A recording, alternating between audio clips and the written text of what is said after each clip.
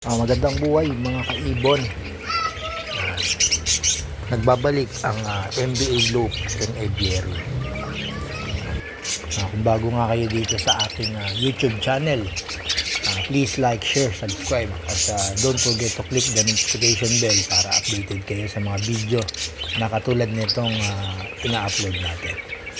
Yan, for today's video mga kaibon, yan, i-ano ko sa inyo, i-update ko yung dati kong blinag na Texas Clear Body na 3 cup ko na hinahanapan ko nga ng mga kapares.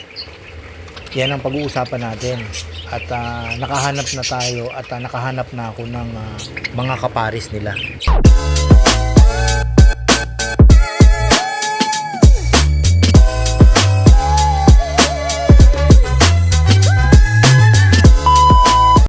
Ayun, welcome back. Nagbabalik na tayo sa ating topic na ang Texas Clear Body. Nahanapan ko nga ng mga kapares. Dito yung galing yan sa aking ibunan at mga naging matured na yung mga ipinaris ko sa kanila at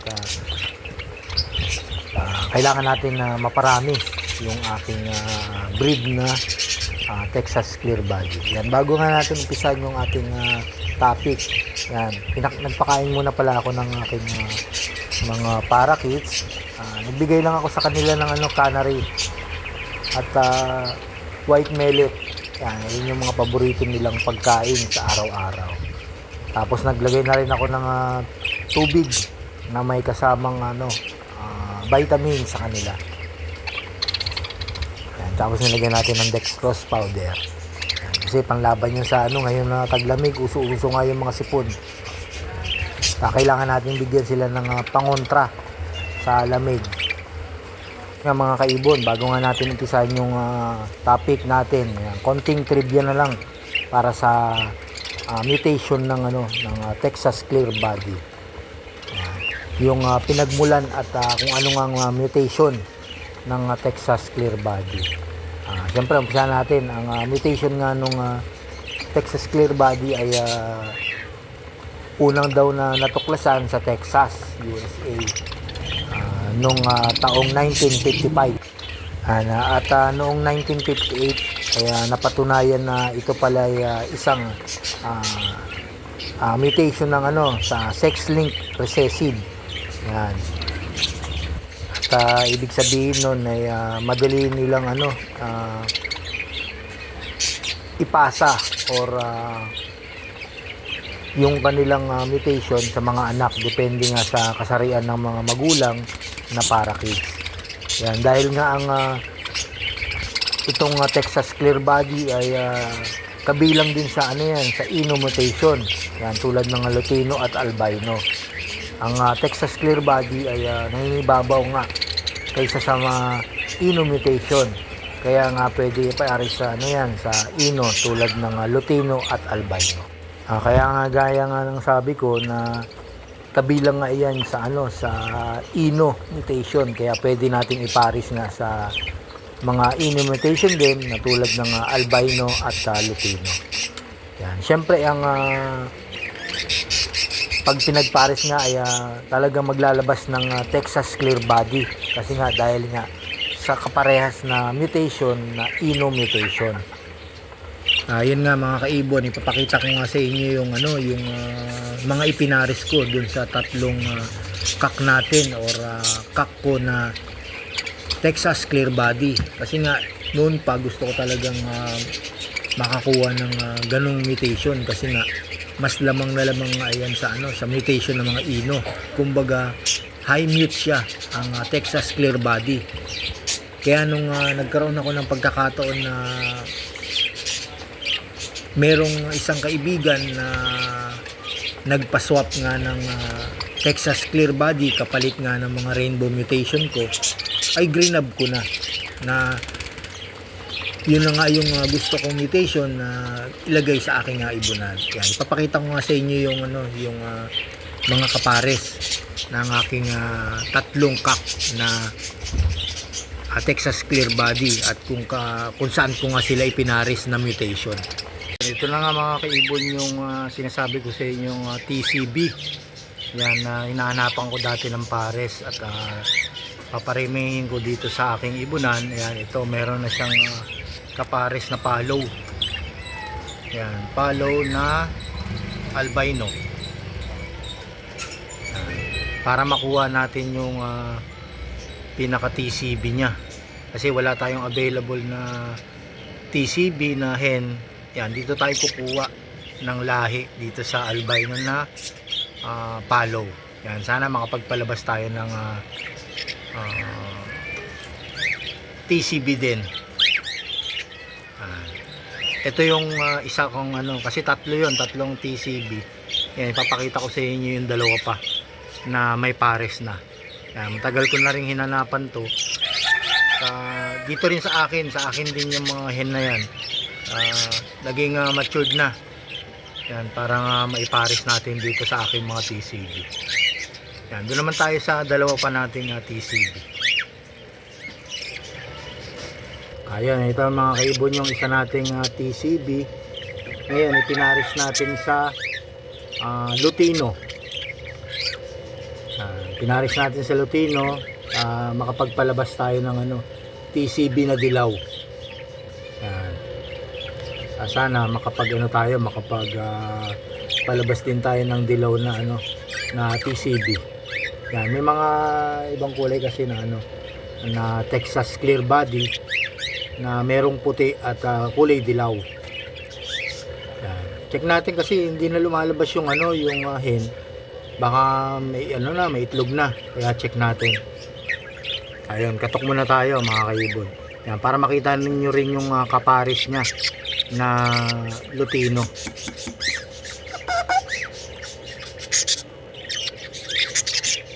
Ayun, wala pa. Ito mga kaibon yung sinasabi ko sa yung kapares niya.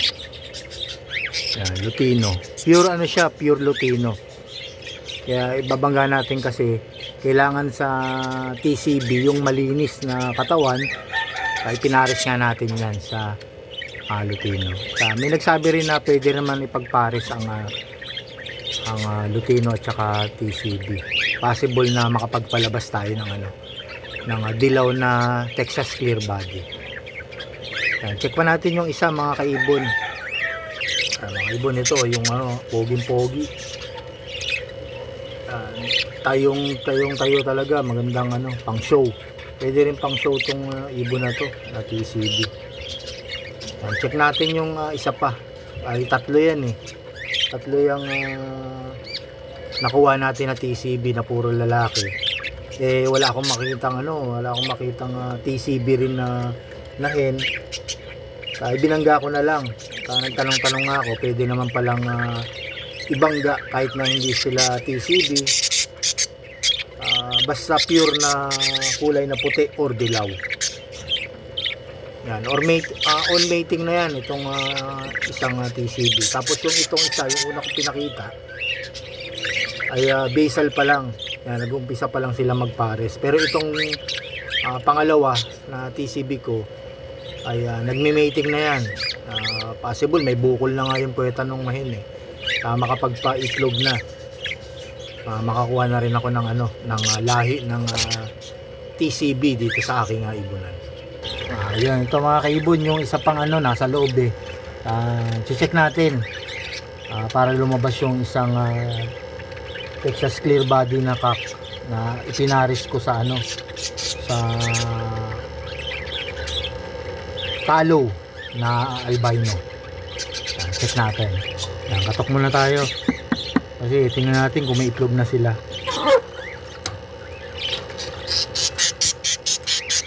Yan, may itlog na pala sila. Yan, dalawa. Yan, sasarado natin baka para hindi ma-stress yung hen. Yan, iyon yung yung kapares niya na hen. Yan, palo yan na sa albino. Yan. Kaya sana possible makapagpalabas ng malinis na TCB. Yan. Mas maganda nga kung makapagpalabas tayo ng mutation na Texas clear body na red eye. Abangan nyo yan mga kaibon. pagka nakapagpapisa na tayo at makita na natin kung ano nga yung kalalabasan ng kanilang mga anak. Yan, i-update ko kayo. Yan. Ito yung yung cock. Yan. Medyo mailap. At, laging hindi na lumalabas yung dalawang yan. Siguro mga susunod na linggo or 2 weeks ay pwede ko nang silipin yung itlog. Masilip natin sa sa ilawan kung fertile nga, sana makapagpa-fertile nga ako. Kasi nga gusto ko nga paramihin yung Texas Clear Body dito sa aking ibunan. Halos karamihan dito sa aking ibunan ay puro rainbow. Tapos meron tayong Lutino Albino. Yan ang marami sa atin, kaya ngayon nakahanap ako ng mga hen na matured na ready to breed para ipares nga dito sa mga Texas Clear Body. Dati gusto ko nga itong magkaroon ako na itong Texas Clear Body. Buti na lang meron tayong isang kaibigan na mag-iibon na taga Las Piñas na i-swap natin sa kanya at nakakuha siya sa atin ng dilute tsaka rainbow. Yun naman ang gusto niya, nakapagpa-swap tayo. Agad na kinuha ko nga itong mga TCB kasi nga noon pa na simula akong mag-alaga ay gusto ko na tong kulay na yung Texas Clear Body kasi nga maganda tingnan at yung katawan niya ay talagang pulidong solido na lalaking lalaki. Kaya kinuha ko agad. Sana nga makapagpalabas ako ng TCB na sarili kong breed na pwede kong maparami. May share ko sa inyo yung aking mga naipa-breed. Ito yung isa. Yan. Ito basal to. Basal pa ngayon. Hindi ko pa kasi sila nakikita nag-mate, pero pag nakita ko na silang mag-mate, yan, bibigyan ko na sila ng cage na may nest box. Yan.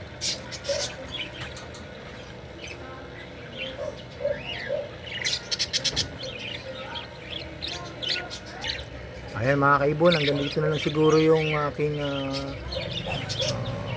pagbibigay sa inyo ng si-share ng aking mga ibon dito sa aking ibunan, ang pairing ko ng TCB.